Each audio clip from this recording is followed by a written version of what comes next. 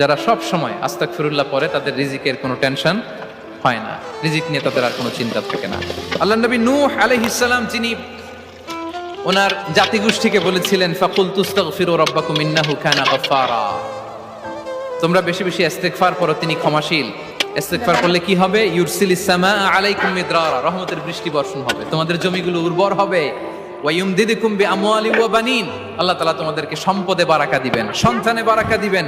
ওয়া ইয়াজআল লাকুম জান্নাতিন ওয়া ইয়াজআল লাকুম আনহারা, তোমাদের ফসল ক্ষেতগুলো সবুজ শ্যামল হয়ে ভরপুর হবে, তোমাদের রিজিকে বারাকা নেমে আসবে।